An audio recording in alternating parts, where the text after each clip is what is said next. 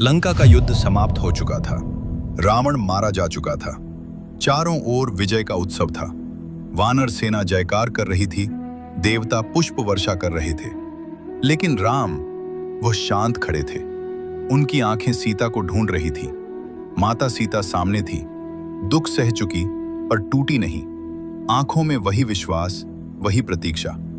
राम का हृदय जानता था कि मेरी सीता पवित्र है।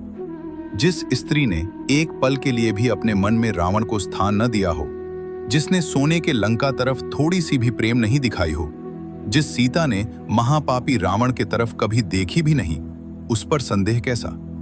पर राम अब केवल पति नहीं थे, वह अयोध्या के भविष्य के राजा भी थे।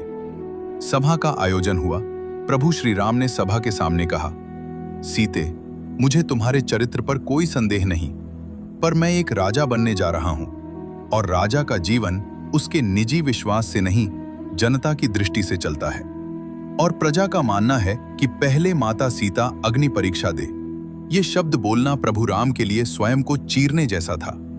उन्हें पता था, आज जो भी वह कहेंगे उसका बोझ सीता को उठानी पड़ेगी। लेकिन भगवान राम यह भी जानते थे, यदि आज प्रश्न का उत्तर नहीं दिया गया तो आने वाले युगों तक सीता को फुसफुसाहटों में जलना पड़ेगा। इसलिए महर्षि वाल्मीकि जी के कहने के बावजूद भी कि माता सीता पवित्र है, फिर भी प्रभु श्री राम को प्रजा के लिए माता सीता को अग्नि परीक्षा के लिए बोलना जरूरी हो गया।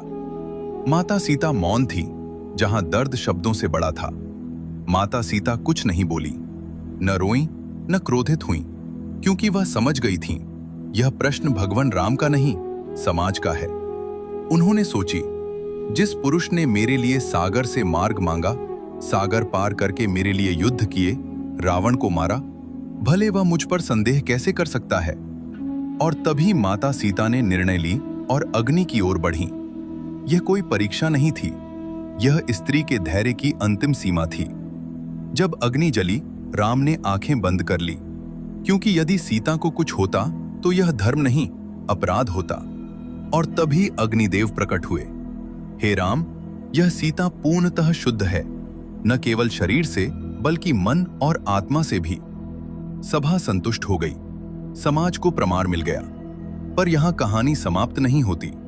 अयोध्या लौटी, राम राज्य स्थापित हुआ, सब कुछ आदर्श था सिवाय सीता के मन के। लोग अब भी बातें करते थे, वह लंका में रही थी, अग्नि परीक्षा हुई थी, सीता सुनती थी, और हर बार उनके भीतर वही प्रश्न उठता, क्या एक स्त्री को जीवन भर सिद्ध होते रहना पड़ेगा? दूसरी बार परीक्षा का संकेत, यहां सीता टूटती हैं। समाज फिर प्रश्न उठाने लगा। अब अग्नि नहीं मांगी गई, पर चरित्र फिर कटघरे में था। राम जानते थे, यदि उन्होंने सीता को रोका तो समाज उन्हें दोष देगा, और यदि समाज की सुनी तो सीता टूट जाएंगी। यहां राम धर्म और प्रेम के बीच फंस गए। लेकिन माता सीता सभा में खड़ी हुई। उनकी आवाज शांत थी पर दृढ़। उन्होंने कहा, मैंने अग्नि में उतरकर अपने चरित्र को सिद्ध किया, लेकिन अब मैं समझ गई हूं, यह संसार कभी संतुष्ट नहीं होगा। राम कांप गए। सीता आगे बोली, अब न अग्नि, न समाज, न कोई और प्रमाण। सीता ने धरती की ओर देखा, वही धरती जिसने उन्हें जन्म दी थी। उन्होंने कहा, हे धरती मां, यदि मैं पवित्र हूं, शुद्ध हूं, तो मेरी माता धरती मुझे अपने में समा ले। धरती फटी, माता सीता समाने लगी। राम दौड़े। पहली बार न राजा न मर्यादा, सिर्फ पति। सीते, सीते, सीते चिल्लाते रहे उनके पुत्र लव और कुश। मामा करते रहे, पर बहुत देर हो चुकी थी। माता सीता धरती में समाई, क्योंकि वह फिर से किसी भी युग की परीक्षा अपने अस्तित्व पर नहीं चाहती थी, क्योंकि उन्होंने सिद्ध करते करते थक चुकी थी। माता सीता ने सिद्ध किया कि शुद्धता प्रमाण से नहीं, स्वाभिमान से पहचानी जाती है।